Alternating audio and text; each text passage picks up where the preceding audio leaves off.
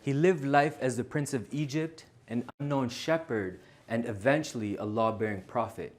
Prophet Moses ﷺ experienced life through many different lenses. Join me, your host, Umair Khan, on today's episode of Ramadan with MTA as we talk about the inspiring story of Prophet Musa ﷺ from the Holy Quran. We will also be taking our viewers on a virtual trip to Guatemala to meet one of our missionaries, and we will also be speaking to Chef Ramel, who will teach us how to make a delicious Guatemalan dish. Stay tuned to Ramadan with MTA. रूहों में उतरती है सदा मुहिम हक के अल्लाह से बंदे को मिला देते हैं रोज़े. Assalamu alaikum wa rahmatullahi wa barakatuhu. Thank you for joining us today for another episode of Ramadan with MTA. We are here at the MTA International Studios in Toronto, Canada, and we have a very exciting program for all of our viewers. But before we get into today's discussion, we will be listening to a tilawat from the Holy Quran. أعوذ بالله من الشيطان الرجيم. بسم الله الرحمن الرحيم. قال يا موسى إني اصطفيتك على الناس برسالاتي وبكلامي فخذ ما آتيتك وكن من الشاكرين. God said, O Moses, I have chosen thee above the people of thy time, by my messages and by my word. So take hold of that which I have given thee, and be of the grateful. Welcome back to today's program, Ramadan with MTA. As I had mentioned earlier, we have a very exciting program for all of our viewers, and we will be starting today's program with a very interesting discussion. But before we go into that discussion, I wanted to introduce our viewers to a very special guest, Murabbi Silsila Farhan Qureshi Saab. Assalamu alaikum, welcome to today's program. Walaikum assalam wa rahmatullahi wa barakatuh. Thank you very much for having me here. So Farhan Saab is currently serving as a professor in Jamia Ahmadiyya, Canada, and I understand you're currently teaching Holy Quran translation. Yes, that's correct. So I have to confess, as a Jamia student, that was one of the toughest classes for me. So I wanted to ask you, before we get into today's discussion, how is, the Jamia studies going and your work as a professor? Yeah, alhamdulillah, it's by the grace of Allah, it's a blessing to be able to serve the Jamaat in any way that I can. Mm-hmm. And by the grace of Allah, I have been working in Jamia after my graduation from Jamia. And you were saying it's been 7 years now, right? Yes, it has been 7 years. It took us 7 years to graduate, and now, wow, mashallah, that's amazing.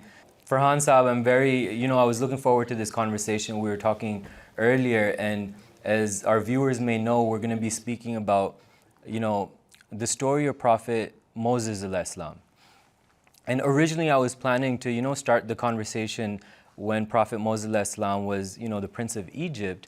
But considering I know a lot of our viewers are young people, there are kids, and just to keep them in the loop, I didn't want to miss out on that very interesting story of his, birth and childhood. So I was thinking we could start the story off from, that point in his life. Yeah, so Prophet Moses ﷺ, who is known as Musa in the Holy Quran, was born as a result of the prayers of the Israelites, because they were praying to God Almighty to release them from bondage, and they had been in bondage for centuries in Egypt. And so Prophet Moses was born, but he was born at a time when Pharaoh, who's known as Ramesses II, archaeologically speaking, he was killing the Israelite newborns. And he had a unique technique of basically divide and conquer. So he was trying to weaken the Israelites. And his mother was very worried for his safety, obviously, as all mothers are. So she prayed to God Almighty, and God Almighty revealed to her to put the baby Moses into a basket and to put him into the river But he consoled her, saying that don't worry, he's not going to be harmed because he's going to grow up to become a prophet. So she did as she was commanded, and he was actually picked up by a family member of Pharaoh, and who pleaded to Pharaoh, and most likely it was his wife, who pleaded to Pharaoh to not kill this child. And she said that, we will raise him and we'll take care of him, and he will be like a son to us. So Prophet Moses, from his childhood, was brought up in a way in Pharaoh's household. But at the same time, he was able to connect with his mother as well, because he was brought back to his mother for nursing. So that way, God Almighty saved him, and also he was brought up with the privilege of being a prince of Egypt per se. Farhan Sahib, the first time I was introduced to this story, I was just fascinated how Allah Ta'ala helps His beloved people, right? Like, I just feel like this story, like it can, someone can't just make it up. That was just amazing to learn for me when I was first introduced to it. How Allah Ta'ala took care of Hazrat Musa alayhi salam from, childbirth. And then, continuing this story, as you mentioned, he was living with the family of Pharaoh. So if you could continue, so what happened after that? Yeah, sure. So he grew up, but and when he grew up to be a very strong and very morally righteous person. The Holy Quran mentions an incident, which was actually a causative incident that led to his second phase of life, which was that he saw two people fighting. One of them was an Israelite, so it was from his nation, and the other person was an Egyptian. So being a peacemaker, and he was trying to help out, the Israelite called out to him, so he went out to help. And in the ensuing scuffle, he punched the Egyptian and accidentally killed him. So as soon as he killed the person, he realized that he had made a mistake. So he prayed to God, and it's a very beautiful prayer. He said, Rabbi inni zalamtu nafsi faghfirli, that my Lord, I have wronged myself, so forgive me. And God forgave him. But after that, he also vowed that he would always help the oppressed. He would never let the oppressors take the upper hand over the oppressed. So, and we see that after that, the next day he tried to help out the guy again. He realized that this person, the Israelite, was probably a troublemaker anyway. Yeah. But he was told by one of his friends later on that the Egyptians were trying to kill him, were planning to kill him because he had killed a man before. Right. So because of that, he had to flee Egypt. And this is the part where, his life kind of changed from that status of being the Prince of Egypt, having the luxuries of the world. So we're coming towards the other phase of his life. Yeah, and he essentially became a fugitive. So he couldn't return to Egypt anymore. Right. So he had to save his life, and he had to leave. So before we move on to this phase of life, so just for our viewers, just to keep you in the loop, very amazing, from childbirth to being in, living as a prince in the house of Pharaoh. And now we're coming towards the phase of Prophet Moses alayhi salam's life, where he has to, unfortunately, flee from Egypt. So before we come to this part, we're going to just quickly listen to a hadith of the Holy Prophet Muhammad sallallahu alaihi wasallam, and after that, inshallah, we'll continue this discussion. عن أبي هريرة رضي الله عنه قال: قال رسول الله صلى الله عليه وسلم: من غش فليس مني. Hazrat Abu Huraira, may Allah be pleased with him, narrated that the Prophet of Allah, may peace and blessings of Allah be upon him, said, Whoso cheats in business and in transactions, and is not at heart what he appears to be, is not of me. So Farhan Sahib, we just heard a very interesting hadith. Did you want to comment on it? Yeah, this is a wonderful hadith that is basically one of the true qualities of a believer is that he never cheats anyone, and he's a trustworthy person. And this actually leads us towards the second phase of Hazrat Musa alayhi salam's life, because he is known, the Holy Quran mentions that he was a strong and trustworthy person. Mm-hmm. So one of the qualities of a true believer is that he is trustworthy. Mm-hmm. So what happened was, after he fled Egypt, he had nowhere to go. He had no home, he had no family, he didn't have a job, so he didn't know what to do. So he comes to a water well there in Midian, and he sees a flock of shepherds, basically. Shepherds are watering their flocks. But he also sees two women on the side. And he asks those women, he goes up to them and he asks them, what is your matter with you? Because usually women don't do this type of stuff. Right? So they say, our father is very old. We're here to water our sheep, but we can't water them until the shepherds go away. So he helps out, and he helps them water the sheep, and then he just retires. He doesn't interact with them any further, and he doesn't ask for any reward. He just does his work and then goes and sits under the shade of a tree. And there, in this state of, he's a fugitive, he doesn't have anywhere to go, he doesn't have anything, no money in his pocket. He prays to God and he says, Rabbi inni lima anzalta ilayya min khairin faqir. That, oh my God, I am a beggar for whatever good you send to me. So I don't know what it is, but whatever it is, send goodness my way. And God Almighty accepts this prayer in such a grand fashion. And our beloved Imam, Hazrat Khalifatul Masih V, may Allah be his helper, has mentioned that this is one of his favorite prayers. He accepts it in such a way that he gives him a family, he gives him a wife, he gives him prophethood even at the end. So what happens, just very briefly, is that one of the women comes to him and says that our father would like to reward you. So he talks to the father, and the father says, I want to marry one of my daughters to you, but you got to work with us for about 8 years. And he says that's fine. And that basically that era of him being a prince of Egypt, then being a fugitive, and now he's basically a shepherd, but he is in security, and he's safe. So Farhan Sahib, I wanted to ask you, what's the next phase of Prophet Moses Islam's life? So the next phase is that after he spent around 8 or 10 years tending to sheep, helping out the father of his wife, he sees one night or one day, the Holy Quran mentions that he sees a fire, he perceives a fire, and it's in the mountain. So he goes to check it out, to see what it is, and he has a spiritual experience there. And that experience is that God Almighty reveals to him, saying that I am God, and I have chosen you as a messenger. And the task that he has been given is that he is to help deliver the Israelites out of bondage. So this task is so overwhelming to him that he doesn't want to accept it, first of all. And he says that my brother is better. He's more eloquent than me, and he's better. He also says that, I killed a man in Egypt, and if I go back, then they may kill me. Now, it's not that he's afraid of his life, but he's afraid that if he's killed, then he won't be able to complete the mission. But God says, don't worry. I will make your brother a prophet as well. But you go and you say to Pharaoh to release the Israelites out of bondage. So I find that really interesting, a phase of his life where he's kind of an unknown shepherd. And all of a sudden, like the responsibility of not just any prophet, but like a law-bearing prophet.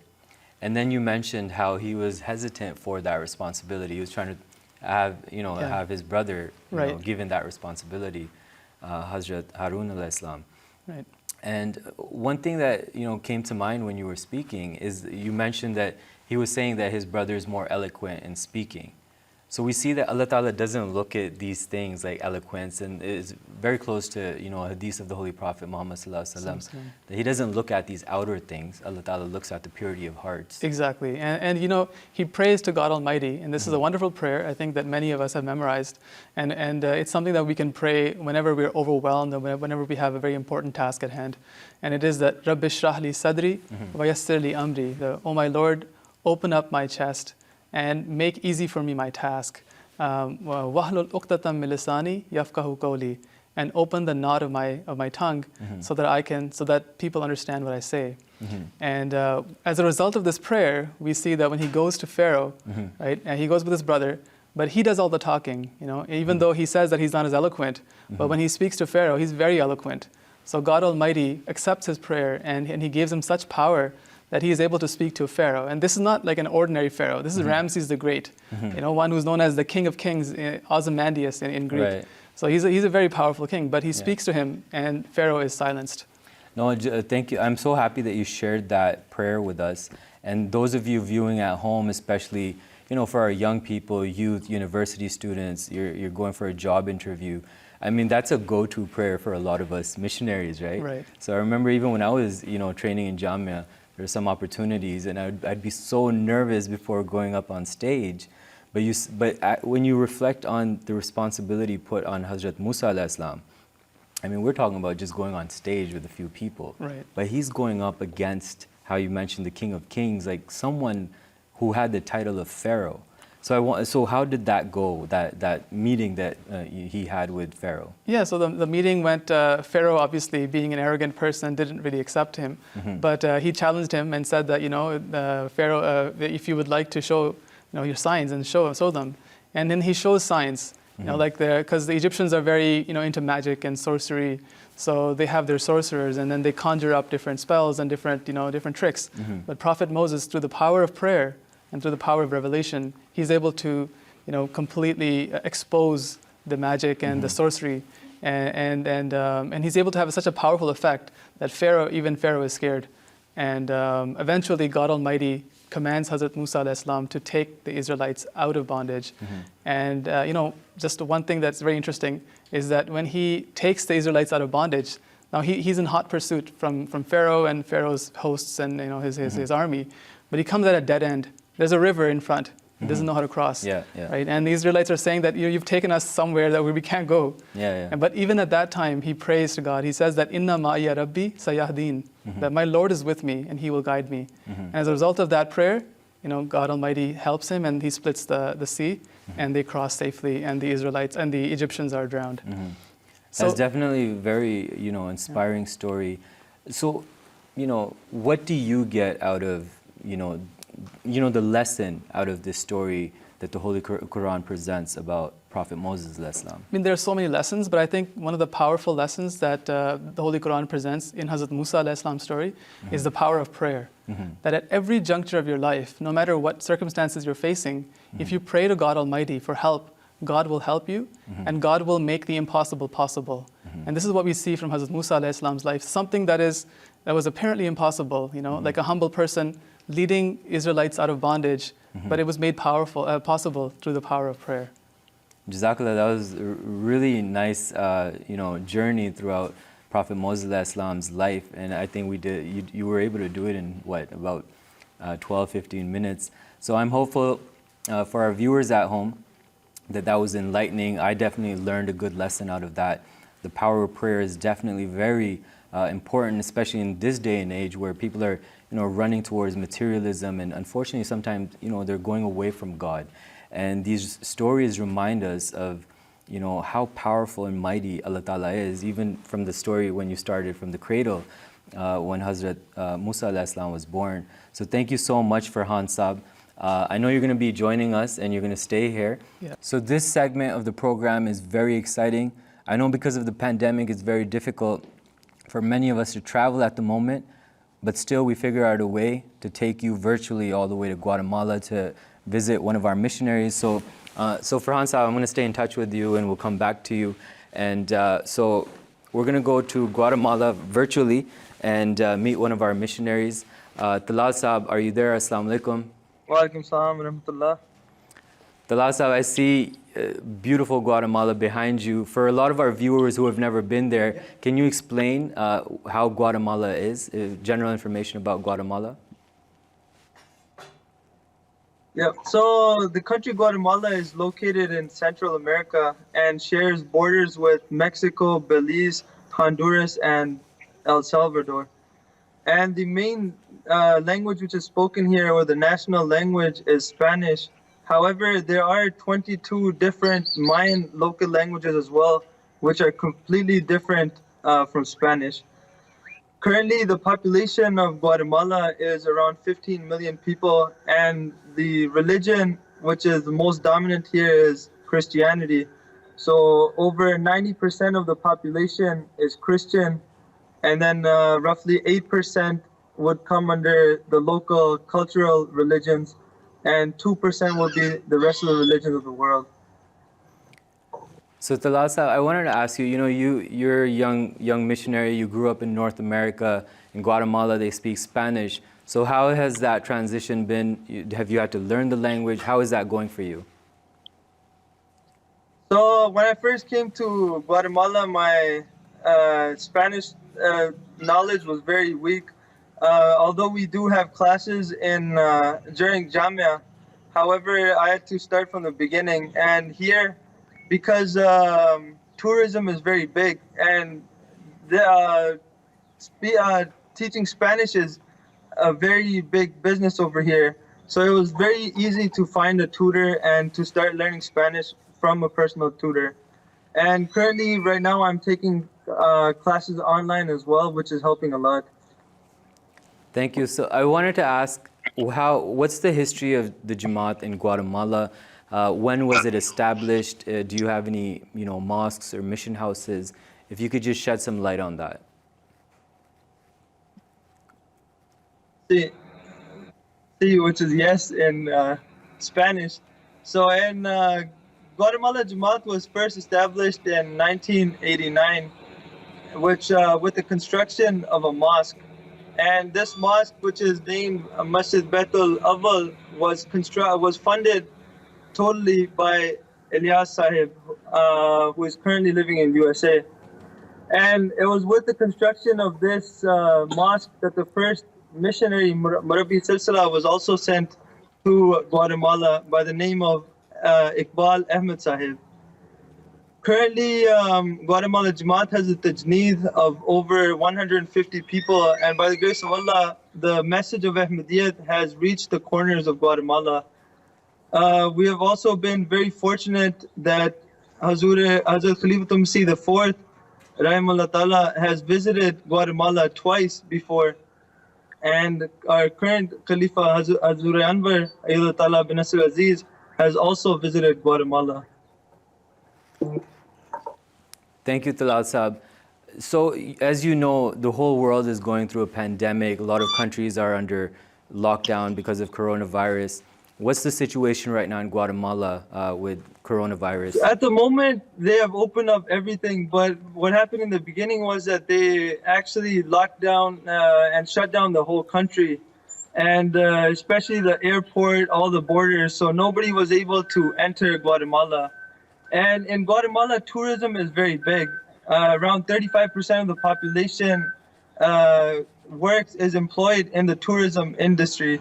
So you can imagine how much it affected Guatemalans in that regard as well. Also, majority of the Guatemalans do not earn a lot of income. So for them not to be able to work was very hard for them. And the issue of poverty and hunger, there were a lot of problems regarding this. Talal Saab, it's the holy month of Ramadan. People around the world are currently fasting. How is Guatemala Jamaat celebrating the holy month of Ramadan? If you could just, share some interesting incidents. So in previous years, we had celebrated Ramadan just like we do in any other part of the world in our masjid and Baitul Awwal. And it was the same process of Taraweeh prayers and Durus as well. And also members of the Jamaat would come for Iftari as well. The thing which is new this year is that we have our second mosque, which is located in Cabon, Guatemala.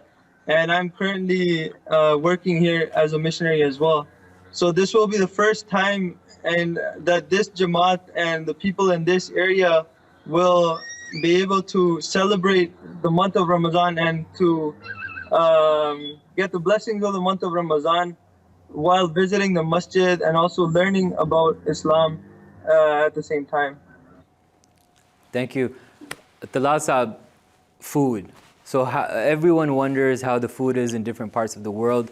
What's the national dish for Guatemala? And is there anything that you would really recommend or you like yourself?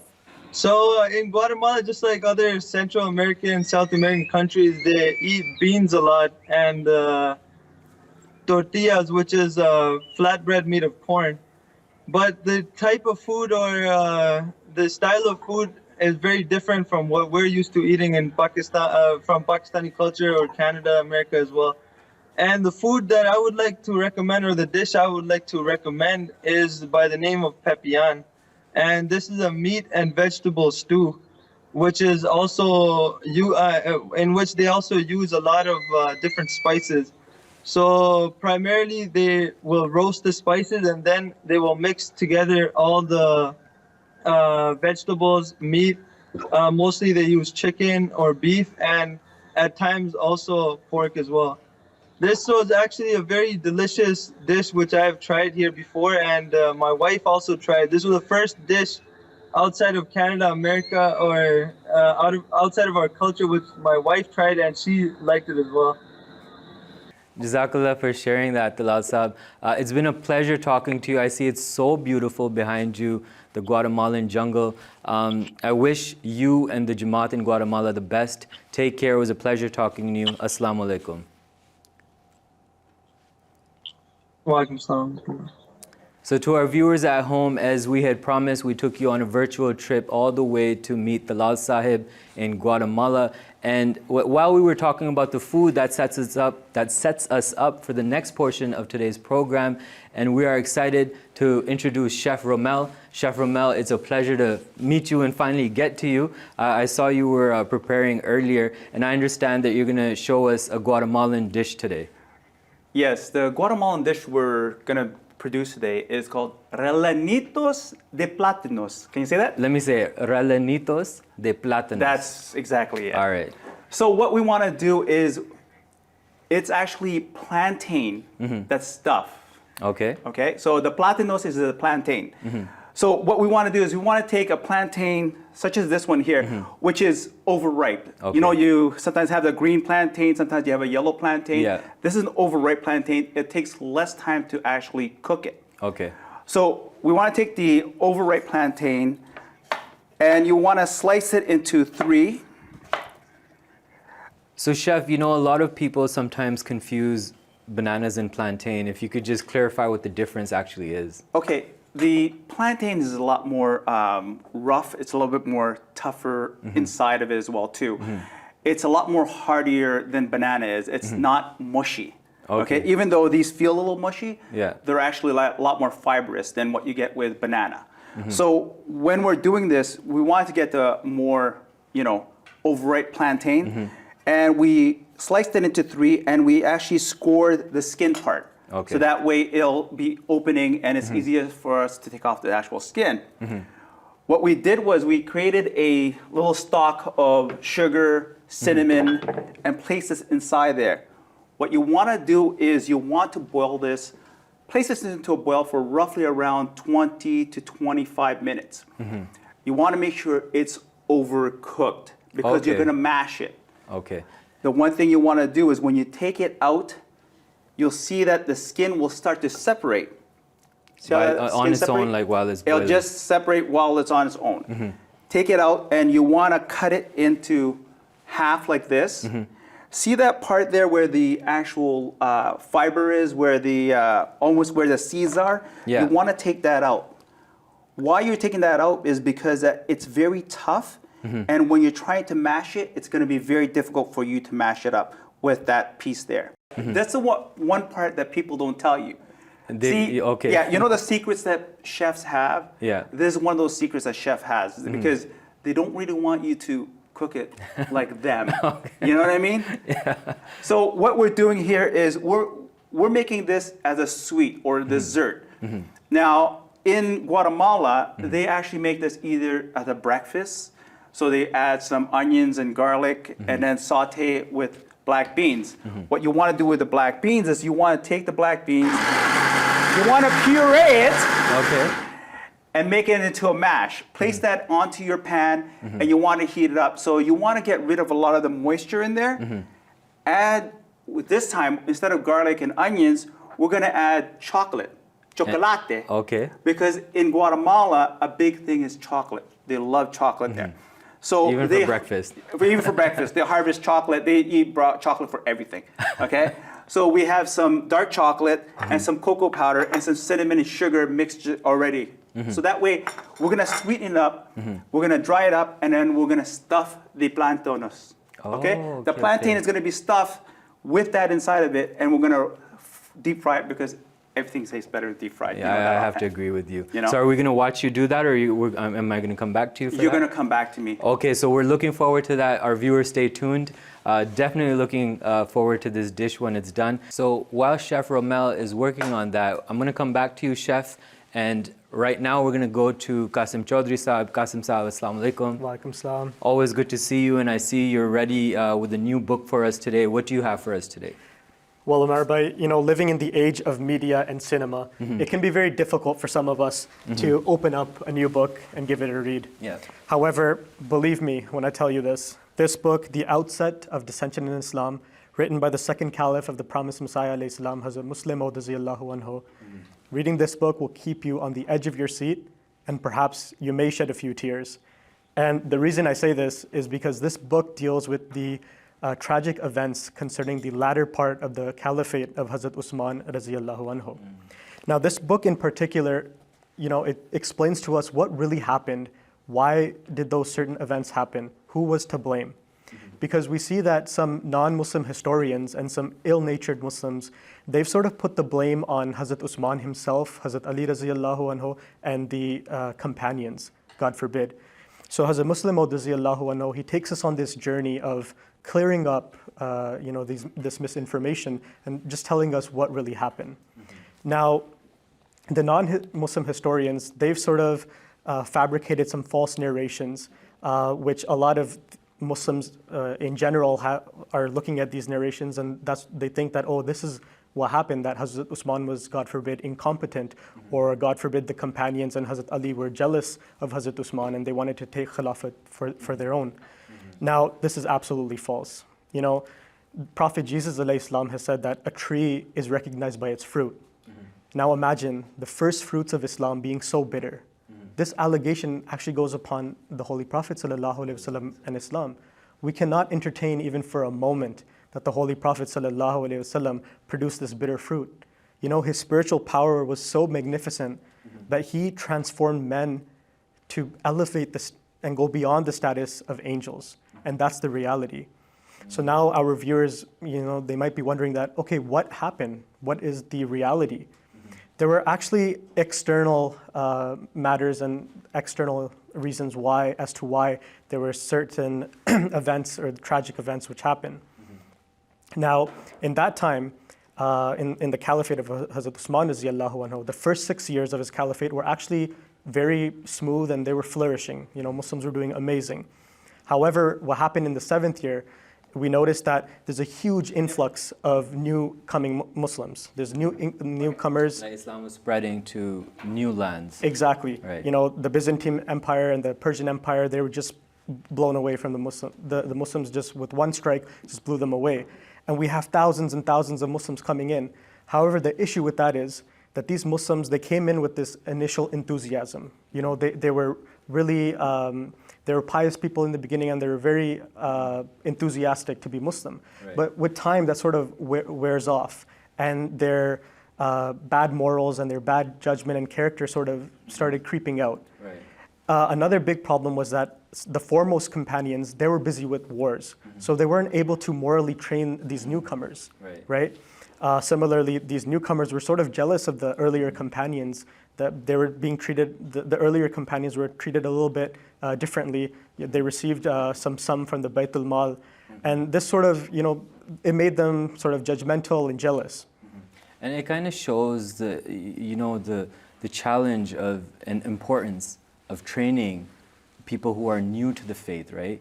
And we see that when that's not done properly, unfortunately, problems did arise. And you were also saying something else. Yeah, similarly, we see that another factor or the motivating factor behind all this tragic event was a person by the name of Abdullah bin Sabah. So Abdullah bin Sabah is a very, very interesting character. So he was a Yemeni Jew, and he converted in the caliphate of Usman radiyallahu anhu. But he was a very mischievous and evil person. And he really desired to, break down Islam. He wanted to bring it down. But he knew that he could not take Islam head on because Islam was just too powerful. It was a superpower at that time. But he was very cunning. He's like, you know what? I'm going to corrupt it from within. And he realized that if I can sort of bring down the Khalifa or attack the Khalifa, who's the main shepherd, who's controlling this whole system, then I can be successful. That's so interesting. Thank you for touching on that. And especially for our viewers at home, this is definitely a book that sheds light on a part of Islamic history that is really complex, but at the same time, I think it's really important for our youth and university students to read this book. If you could just share the title one more time. Yes, the book is called The Outset of Dissension in Islam. And Farhan Saab, I wanted to ask you, I know you're currently even as a murabbi and a professor of Jamia Ahmadiyya, I'm sure you got a chance to go through this book.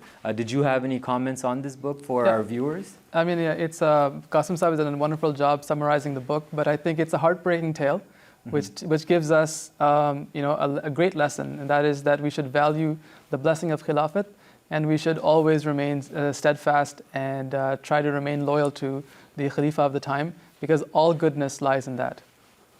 Thank you for that, Farhan Saab. And to our viewers who are interested in reading this book, both of us highly recommend that the members who are watching, our viewers, download this book from alislam.org, give it a read, and it's about how many pages, just so our viewers know? It's about 150 pages, 150 but trust me, when you start reading it, you don't want to put it down. Right. So to the viewers watching at home, we will be moving on to the next segment, which is, the health and exercise segment. But before I go to our friend Khizr Saib, Chef Romel, I wanted to ask you, with eating and diet, a lot of people are very health conscious these days. They want to know, the meals we're making, is it healthy? Is it fattening? Is it bad for us? So what would you say about this dish that you're preparing for us? Okay, it's like any other dish. You could make a dish as healthy as you want to. Now, what's good about this dish is that, first thing, if you have a problem with gluten or if you're vegan, this is a great dish for you. Because if you think about it, we're using platanos, which is plantain, which has obviously no gluten inside of it. So it's gluten-free. So a person who's celiac or gluten intolerant, you could have this. And on top of that, we're using black beans. Black beans is high in iron and also high in protein. So you're actually having a really good, even though it's satisfyingly sweet, if you want to change it up a little bit, take off the sugar, add some agave. Instead of frying it, air fry. Spray a little Pam on it, air fry it, and then you'll have that same feeling, that same texture without the caloric intake. Thank you so much, Chef. I see your physique. I trust everything you're saying. I see you're It's just a facade, so don't worry. Thank you for that. I'm going to come back to you. So to our viewers, a good friend of mine, Khizr Karim Saab, Assalamu alaikum. Wa alaikum assalam, Rabbi Saab. Khizr Saib is a senior medical student at the University of Toronto. I believe you're in your third year, right? I'm in my last year. Oh, your final year? Yeah. And have you decided what you want to specialize in? Yeah, so alhamdulillah, we actually graduated recently. Okay. So I'm just waiting for kind of our residency placements and hopefully, inshallah, going to surgery. That's a big milestone in your life. I'm sure you and your family are very happy and excited. So I understand you're going to be talking a little bit about shoulder pain. Yes. So Rabbi Saab, as you mentioned, shoulder pain is something that's very debilitating. And as you know, our shoulder is responsible for so many movements. Yeah. Maybe Chef Saab lifts, but for a lot of us, it's like reaching for things and a lot of those aspects. So it's very prone to injury. And one thing I want the viewers to know about shoulder pain is that although it may seem benign, it may seem something that's happening with regards to the skeleton, but this may actually be a manifestation of disease happening elsewhere in your body. Oh, and that can be very, very dangerous. So we'll come to that and we'll touch base on that. But the shoulder pain that I think we should discuss is what's going to affect everybody regardless of their age, and it's very common. And that's usually what's called an internal shoulder injury. So basically, if you look here, the shoulder joint, there's so many aspects to it. There's the bones and the muscles are not shown here, but there's also cervical nerves or nerves from the spine that actually run through the course of the shoulder. So there can be a lot of damage, a lot of complexity that's happening here. But the main issue that happens with individuals, it's a rotator cuff injury. So Say that one more time. A rotator cuff injury. Okay. You probably heard that term thrown around in sports and especially in baseball. So essentially what the rotator cuff is that there's a set of 4 muscles that essentially connect the scapularis, or essentially the shoulder bone, to the head of the humerus, which is this bone. And 99% of injuries which occur are because of the suprascapularis muscle, which essentially is right here. Maybe it might be difficult for the camera, but that's about 90% of the injuries that occur. So if you follow me, we can do a very, very simple test that the viewers at home can do at home that can diagnose this rotator cuff injury. Okay. So essentially, if you want to join me, what you have to do is that you would take both your arms up about 90 degrees. So you want to extend them. And then you want to rotate, you want to move them about 30 degrees laterally. Okay. Okay? And then you want to take your hands and you want to essentially turn it this way, right? and then you would have someone at home put pressure against your limb at this point. Oh, and if this okay. causes a lot of pain, that means you have a rotator cuff injury. And that's about the 99% of those internal shoulder injuries that occur.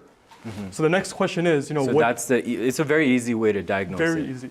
And then once you diagnose it, how do you fix the problem? That's exactly. So that now we have the problem. What's the solution? Yeah. So the mainstay therapy for rotator cuff injuries, it can be surgery, it can be medications, and it can be injections. So that's why it's difficult for us to kind of give a general advice. But what we always tell patients is that mobility is key. So there's a few things, exercises that can be done. If you have weights or just resistance bands, you want to go through the entire rotation of the shoulder joint. So that includes extension, adduction, Okay. and then abduction, and then internal rotation, which is this movement right here, Okay.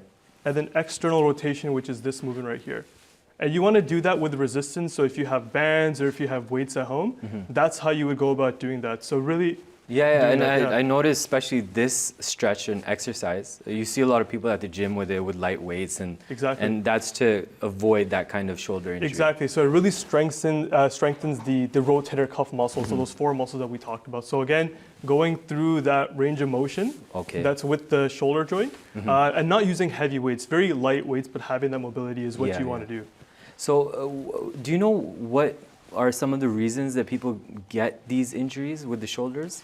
Yeah, so there's two main reasons. One is due to trauma, and one is due to age-related processes. So trauma, anytime we're moving, maybe throwing a baseball or even opening something, sometimes we put a lot of strain on the rotator cuff because the rotator cuff is only responsible for the stabilization of the shoulder joint, not necessarily the movement. That's more the deltoid and the chest muscles. So that's trauma, number one. Number two is just the age-related processes. So when you get older, you get calcium deposits on essentially the tendons. And when you have those deposits, it causes a lot of friction, and this leads to inflammation. Oh. And because of that, you get a lot of that pain in that rotator cuff area. I see that we have a myth-busting box ready. Curious to see what you have for us. Yes, absolutely. So Mrabi Saab, as I mentioned, shoulder pain, it can be very serious at times. Right. So I know that a lot of our elders, they don't really take pain seriously, but shoulder pain is something that should be taken seriously. And the mystery box is essentially a big myth that represents that misconception. So in the box, I have essentially a stethoscope. You don't have to listen to the shoulder, that's not going to help you. It's more to simplify or exemplify the fact that you have to seek medical support. Because you'd be surprised that there's a lot of manifestations of disease elsewhere in your body that can show up in the shoulder. For instance, you can have a heart attack. And the only symptom, especially in the individuals with diabetes or they're immunocompromised, can be the shoulder pain that's extending to the neck or the jaw. So that's the first sign of a heart attack, especially if it's like a sudden onset shoulder pain. Wow, that's new information for me. Yeah, and also, like I mentioned before, there's a lot of nerves that are going through that innervate the rest of the arm that are going through essentially the cervical canal, which is where the shoulder bone is. So if you have any sort of compressive lesion in your neck, it can manifest as shoulder pain, and that requires a completely different evaluation. And lastly, I would say it's like inflammatory conditions and also infections. Something called septic arthritis actually manifests in the shoulder. So people who have fatigue or they're feeling unwell and have the shoulder pain, it could quite potentially be very life-threatening. So our first and foremost advice is that anybody who develops shoulder pain, have it checked out by a doctor. This is not something that you can just do exercise with. Yeah. It's only when everything else has been cleared out, you're medically stable, then you can do the exercises. So that's the main takeaway message for our viewers. No, thank you so much for sharing that information. Honestly, I had no idea that's how serious shoulder pain can be. And what I'm learning from this is, with shoulder pain, as you're saying, a lot of people take it lightly. They'll just pop a Tylenol, Advil, try to rest on it. But the information I'm getting from you, it could be potentially something very serious. So get it checked out by a professional doctor. Exactly. Something Thank to you take care so of. much, Khizr Saib. I wish the best with your ongoing studies and your future as a doctor. So we'll come back to you again. And right now I'm going to focus on a very big part of today's program, Chef Romel. As you know, he was preparing a very delicious Guatemalan dish for us. Chef Romel, how are things going? Things are going very good. So we took the platanos, or the plantain, and we mashed it up. So when you're mashing it up and you want to actually roll it, it's already mashed up here. What we're gonna do is we're gonna take a little bit of oil. The oil, what you wanna do is you want to take a little bit of veg oil or olive oil, whatever you have, place it into your hand. So it's easier for you to work with it because it's very sticky. And these are one of those tips that It's people one of don't those know. tips that the chefs don't tell you, but it's easier for you to work it. You want to take it, you want to make it into a ball, okay? And then what you want to do is you want to place a little pocket in there, okay? So we took our black beans and we made a little paste of it, place it into the middle. Now, another thing you want to do is you want to make sure that you don't put too much of it in it. So you want to press this out nicely and you want to cover it. You want to place this, and if you need to put a little bit more, put a little bit more as well too. So this is going to be something that's, you can't see it from the outside, but it'll be a filling Inside, inside. it'll have the chocolate inside, Okay. you know. So as you see, it's almost like oval shaped as well too, almost like a what's called a quenelle in French cuisine. So you want to make it into a quenelle. I made some already here, and I want to put that into the fryer. Again, if you want to make this a little bit more healthier, you want to do it with an air fryer, spray it a little bit of palm oil, place it inside there, and then, again, what you were going to do is deep fry this, have this to the point where you have that nice crispness, that nice texture. If you want to, you could actually place a little bit of flour on top of it. The flour will give you that little bit of shell, that little crust that you like sometimes on it. And let this cook off for roughly around 2 to 3 minutes. 2 to 3 minutes. Yeah. And heat-wise, how much is the heat setting? Heat-wise, I have this on a medium-high heat, and you want it to have that brown, golden brown look to it on the outside. And then after that, you want to place a little bit of your cinnamon sugar or even regular sugar or donut sugar. Oh. It's up to yourself. Whatever it is that you like, you Yeah. place it on there. I'm not the chef when you're cooking. You're the chef at home, okay? Okay. So make sure that food tastes as good as what So you people want. could tweak it according to their health Exactly. situation. And again, if they don't like the chocolate, they want something a little bit more savory. If they want meat in there, they could put meat in there. They could put whatever they want in there. Again, Yeah. it's actually stuffing the plantain. And again, if you want something that is, a little bit better for you, you want something that has a little bit more, nutrition for you, you could stuff it with whatever you want. Again, you're the chef at home. I'm not there to, unless you call me, I'll be there for you for the chef, being the chef. Now, as you can see how it's turning nice and golden brown. Yeah. And you can see that it's actually having that nice crispiness that you want. All it is you want to take this, place this into there. We're going to take a little bit of paper towel. A lot of our viewers are actually fasting, so I think they're looking forward to the full taste with the sugar and everything. Oh, fried. yeah. You know what? Yeah. I totally understand. Like when I compete, the one thing I want is, the oil, the sugar, the everything. Sometimes All you the just need things- those days just to have fun and enjoy the food, Exactly. right? Life is very short. So You have to enjoy it to its it, fullest. Yeah, and that's exactly what Islam teaches too, is that moderation. Don't go to two different extremes. Enjoy what you have in front of you. Exactly. Look at that. Look, you have that crispiness on the outside. Inside, if we break one open, look at the chocolate inside there. This is amazing. It tastes incredible. It looks incredible.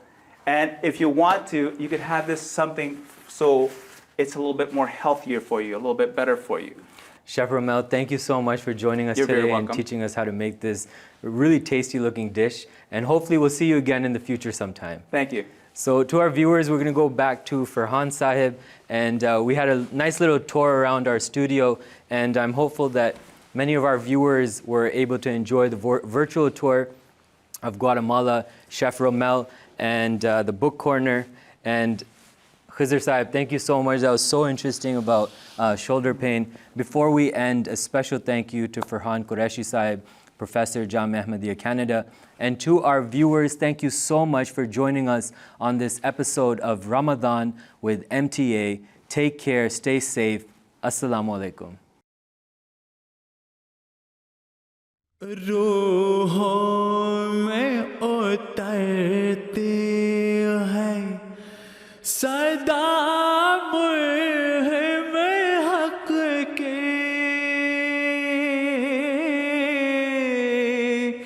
Allah